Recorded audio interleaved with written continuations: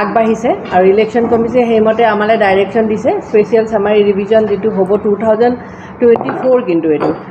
এতিয়া প্ৰথমত চোৱা আছে ট্ৰেইনিং অফ AROs BLOs যিখিনি কৰ্মকৰ্তাই এই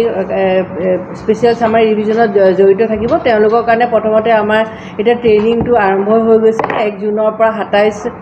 জুনৰ পৰা 20 আগষ্টলৈকে এই ট্ৰেইনিং শিডিউলটো আছে তাৰপিছত BLO সকলে হাউচ টু হাউচ যাব 21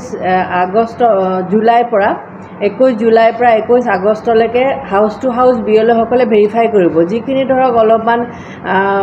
এজ মানে ডেট কোনোবা শিফটেড আছে নেকি ভোটাৰ কোনোবা ডেট হৈছে নেকি এনেকুৱা কিছুমান ভোটাৰ তেওঁলোকে হাউচ টু হাউচ মানে ছাৰ্ভে কৰি পেলাই তেওঁলোকৰ ৰিপৰ্টটো আকৌ শুদ্ধ কৰিব তাৰপিছত আছে ৰেচনেলাইজেশ্যন এণ্ড ৰিএৰেঞ্জমেণ্ট অফ পলিং ষ্টেচন এইটো ৰেচনেলাইজেশ্যন এণ্ড ৰিএৰেঞ্জমেণ্ট বুলিলে ধৰক কিছুমান পলিং ষ্টেচনত যদি বহুখিনি ভোটাৰ হৈ গৈছে তাৰ ওচৰত আৰু এটা আমি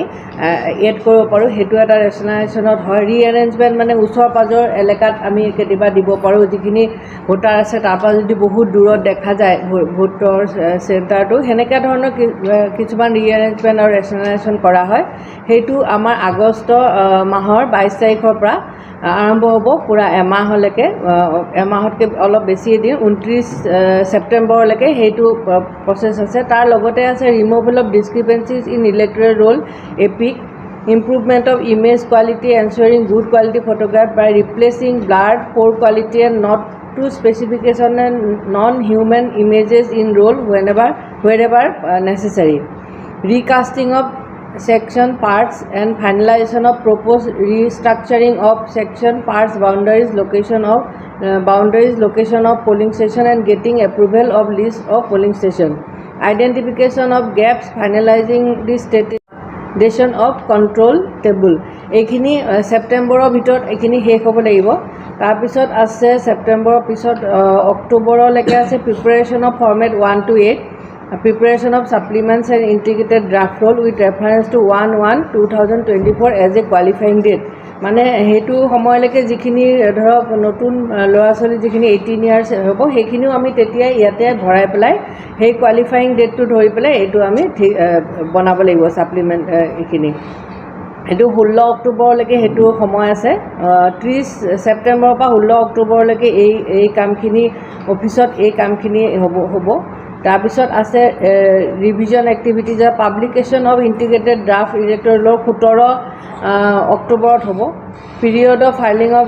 ক্লেইমছ এণ্ড অবজেকশ্যন আকৌ হ'ব 17 অক্টোবৰৰ পৰা 30 নৱেম্বৰলৈকে স্পেচিয়েল কেম্পেইন তাৰ সেই সময়ত হ'ব প্ৰতি দুটা Saturday and Sunday within claims and objection period to be decided and fixed by CEO সেই সময়ত যেতিয়া এই ক্লেইমছ এণ্ড অবজেকশ্যন চলি থাকিব সেই সময়ত আমি ছেটাৰডে ছানডে কেইটাত আমি কিছুমান কেম্প কৰিব লাগিব disposal of claims and objection by 26/12 26 ডিচেম্বৰৰ ভিতৰত disposal of claims and objection হৈ পেলাই checking of health parameters and obtaining commission permission for final publication updating database and printing of supplement etu 1 January 2024 etu complete hobo lagibo ekhini tar bisot final publication hobo 5 January 2024 এইখিনিয়ে গোটেই শিডিউলটো এতিয়া আহিছে আৰু হেমতে আমাৰ বৰ্তমান ট্ৰেইনিংটো চলি আছে বাকি স্টেপ বাই স্টেপ আমি কৰি যাম এইখিনি আপোনালোকে ৰিকুৱেষ্ট থাকিলে যাতে ওয়াইড পাব্লিচিটি দিয়ে